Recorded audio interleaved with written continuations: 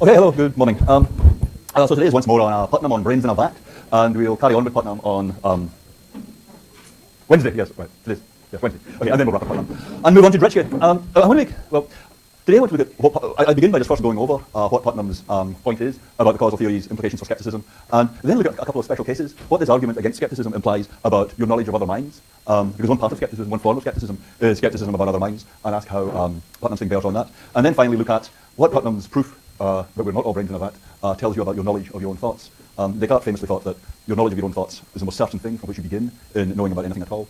And Putnam's proof seems to me kind of shakes that up a bit. But I want to begin with a couple of remarks. First about, I think anyone's first reaction to Putnam's proof is that this is some kind of ridiculous trick, and it can't possibly be right. But there is something, I should say, something resonant about it. There's some important thing that is right about this proof, which is, if you think of classical responses to skepticism, well, skepticism says the world might be one way, and your mind might come completely adrift from the world. Right? They might not be in sync, your mind and the world. What your mind's thinking might be completely different to what's actually going on.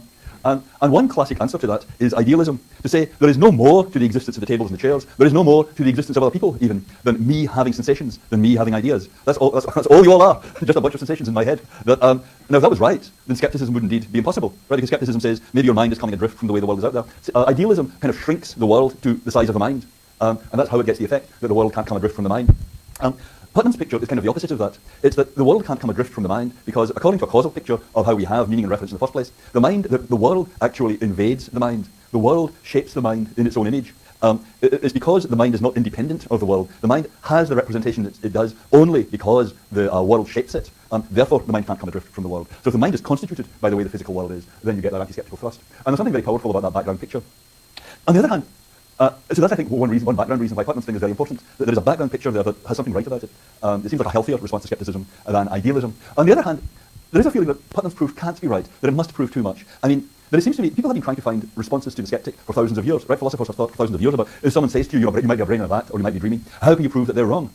But it seems to me that we don't actually want a proof that they're wrong. What I mean is, suppose you have a brain in a vat. Suppose there it is, it's all wired up, and you can see what it's thinking. Suppose that we have it on a TV screen, what the brain is thinking. And you can see that now it thinks it's riding on horseback, now it thinks it's singing in an opera, now it thinks it's puzzled by abstract philosophical puzzles. And if the brain gets, you can see that, let's suppose, that the brain is getting gripped by an abstract philosophical puzzle, it thinks, maybe I'm a brain in a vat.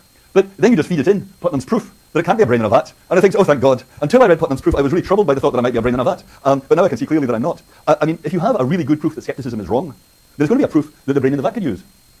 Yeah? And that's, but if the brain in the vat can prove that it's not a brain in a vat, well, it's hard to feel that something's not gone, I mean, it's hard to feel that something must have gone wrong, if you see what I mean. Yeah? So although Putnam's proof seems I think it does seem very plausible and powerful, but we don't want a response to skepticism that's too good. There's a sense in which we want to be troubled by skepticism, because if we had a really good satisfactory resolution, the brain in the vat could use it. You see what I mean? So these are just two background initial thoughts. So Putnam's, let me just work over Putnam's proof. So the skeptic says, are the causes of my experiences as I take them to be, I said last time, the standard skeptical scenarios, are ones in which your experiences have causes, but they're non-standard causes. Your sensations are figments of the heat-oppressed brain. They're produced by evil demons, or madness, or an evil scientist, or a vat and vat-pending machinery. Something like that, something not the regular tables and chairs and the other people is generating all these experiences in you. And the response to that is that, well, just as on Earth and on Twin Earth, we interpret your mental pictures, we interpret your talk about water, so that it comes out roughly right about the stuff in your environment. If you're on Earth, then we say, when you talk about water, when you have this kind of mental image, that refers to H2O, because that's the stuff in your environment, that's the stuff that's causing this. On Twin Earth, we say, well, when people there talk about water, they have those kind of images, that's about X, Y, Z, because that's the stuff there that's causally generating those images and thoughts. Well, if you're in a vat, then you're having those same images, you're using the word water and so on, but by just the same logic, by just the same argument, you are to be interpreted as talking about the stuff in your environment, which will be aspects of the vat-tending machinery. So there is going to be a question as to, okay, what's for water? I remember we said last time, we had these discussions about whether it works for kettle or, I can't remember what the other examples were. Airplane?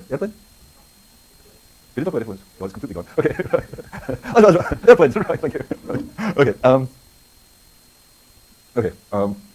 Okay, so maybe we could run this kind of argument for most of our vocabulary. Presumably it's not going to work for words for sensations. Words for sensations are standing for the sensations that, how should I say, they're inside your head, so there's no possibility of lookalikes or something different in the environment being the referent. You can't have two cases there. But if we just set the sensations aside for a moment, well, certainly the word vat itself, if you're in the vat, then what does the word vat stand for? Well, it stands for whatever is causally connected to the use of the word vat. That is not the name of a sensation, so presumably it will be subject to Putnam's argument. So if we consider the brain in the vat, the use of vat in vat English has no causal connection to real vats, and here comes Putnam with a tricky bit in the argument.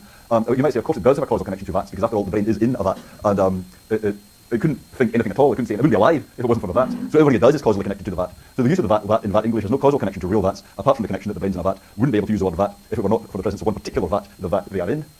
This is going too fast.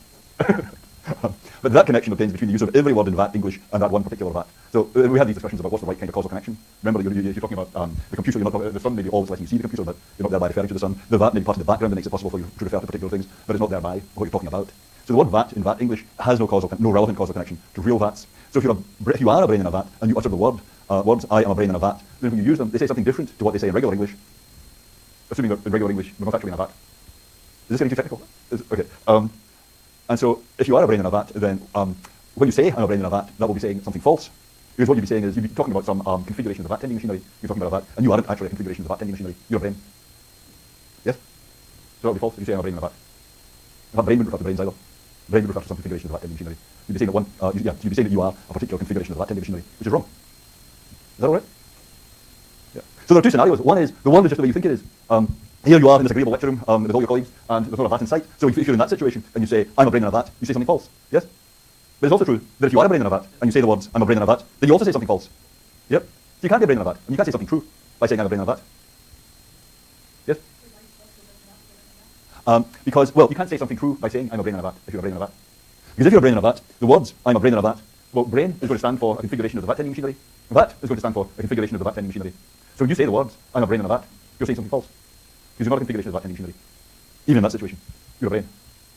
Yep. So if you try it now, saying, I am a brain in a vat, you know that, one thing you know is that that's false. Well, there you go. What more do you want? Bingo, right? And actually, so you know you're not a brain in a vat, and how should I say, even if you are a brain in a vat, then most of the sentences that you're using, e.g. there are birds in the trees, they're going to come out mostly true, because they're all statements about configurations of the vat tending machinery, and they're mostly right.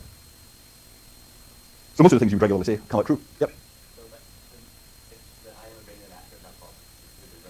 Yes, right. I am anything.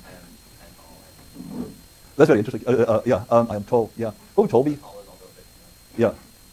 I am tall. Yeah, tall's a little bit different. I am a brain in a vat is an identity statement, right? That would be one of these informative identities that we hear so much about. Yeah. But I am tall is not an identity statement. I am tall just says something like, I am in a particular vat configuration.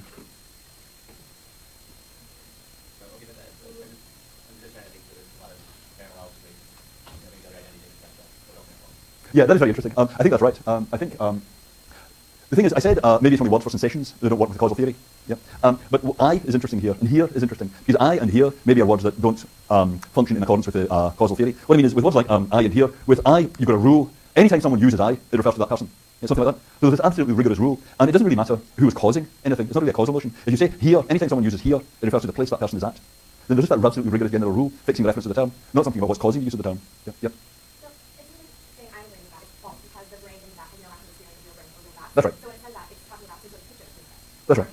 That's right. But that seems like saying taking two things is dependent on, or certain two things is dependent on the brain having an experience of what it's talking about. That's right. So, but then, because the brain needs that configuration, it doesn't have to have experience of anything actually existing. So then if it says I exist, is that true or is that false? If it says I exist? If then that would be false. Because it has no actual experience of existence. It's just a series of configurations being, in a slideshow. Okay. That's very good. Yeah. Could you have a twin Earth for existence? Okay. I mean, that's a basic question. Yeah. And could you have a twin Earth for uses of I? That's the way to frame what both of these things are raising, right? I mean, it seems to me that you couldn't, for either of them, have a twin Earth. Yeah. So, I mean, this is actually agreeing with your point. I think that's what makes your point possible. Yeah? That these signs are getting meaning in a way that doesn't depend on a causal theory of reference. Yeah. Okay. So, yeah, so I just agree with that. It would be false. Well, I'm inclined to think it would be true, but that I exist. But even if the brain in the vat says it, when it says I exist, that would be something true. But the thing is.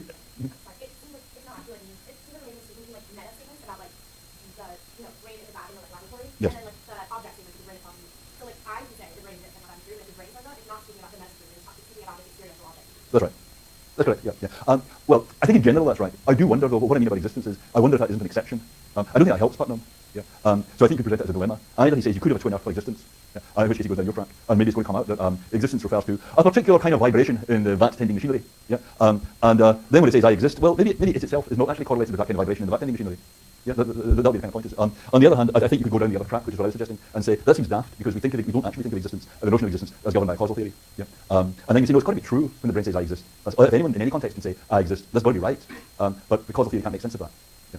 Okay, that's very interesting. I just hadn't thought of existence in this context. I think that's right. There's something over here. Yeah.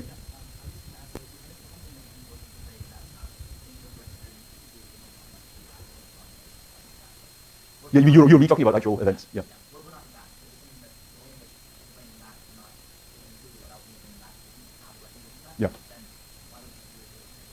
Sure.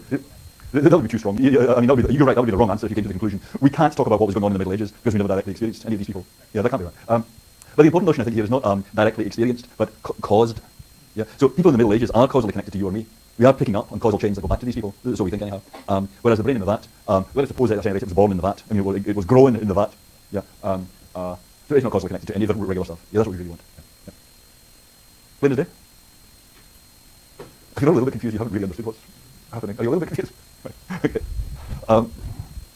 Okay, so these are questions about I and existence, and I really want to pick up on that, thinking particularly about sensations. So it seems to me, as I said, with I here now, it's not really that there's a general causal theory of reference functioning. It's these systemic rules governing the use of the terms. If you say now, well, maybe there are time delays in your perception. Maybe you're in an environment where time is, there are time lags. You know, it takes 30 minutes for the light to get from the chair over here. That could happen. You could just be in an environment where things go very slowly like that. But then when you say now, you might usually be talking about stuff that happened. That might be causally connected to stuff that was happening 30 minutes ago, if you see what I mean. But that would be an illusion. You'd still be making a mistake, because now always refers to the time at which you're speaking. So just a general iron rule here for these terms, and what you're causally connected to is not so important.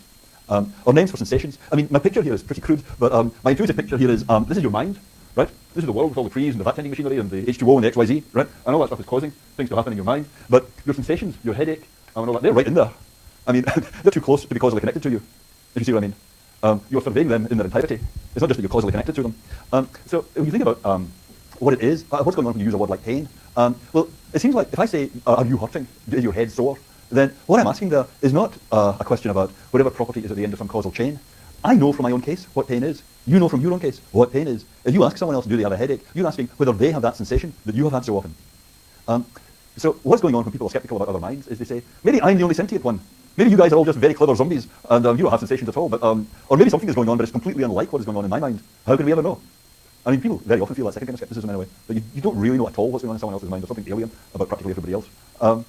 So when you raise that kind of question about other minds, when you ask about other people, are their sensations the same as mine, or do they have experiences at all?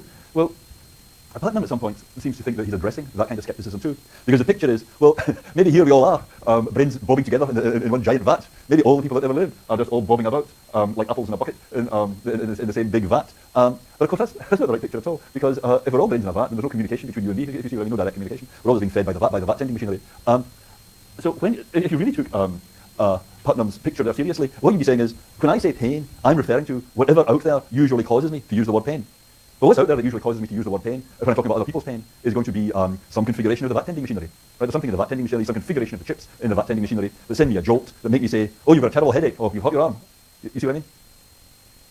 But that's not how it works with pain. We know what pain is well enough from our own case. Putnam's picture is that Neo, if we can call our brain Neo, is when Neo talks about pain, then Neo's talking about states of the machinery, or maybe even states of other brains in there. So if you suppose that someone else is having a particular sensation, then when I say other people have headaches, I'm not just talking about whatever it is that usually causes me to use those terms. I'm supposing that they have the same as I do. You know what the sensations and feelings are independently of any causal connections. So when I suppose that you're having a headache or a feeling of bliss, then I know what I'm talking about, and it doesn't depend on what I'm causally connected to. So if I'm in the vat, and I'm supposing that someone else is in a particular conscious state, it can't be right to interpret that as merely my supposing that some part of the machinery is in a particular machine state. You see what I mean? When Neo in the vat is supposing that these things around him all have feelings and sensations, that they all have conscious lives, that's not just a matter of getting particular synchronized firing in the vat-tending machinery. So when you suppose someone else to be in a particular conscious state, you might be referring to something in the vat, but you're supposing that it's conscious in the same way you are. You know from your own case what consciousness is, and you're supposing that something else has that. So it seems to me Putnam's proof doesn't help a bit with skepticism about other minds. I mean, if you are in the vat, and you formulate the thought, maybe I'm the only conscious thing in the universe, then you are correct in that hypothesis. It's not as if it gets formulated so as to, it gets reinterpreted so as to come out true. So if you have these skeptical doubts, maybe no one else has feelings, maybe no one else has feelings the way I do. If you're a brain in the vat, all those doubts are correct, even in Putnam's theory. Because Putnam's theory can't apply to words like I, the word for sensation.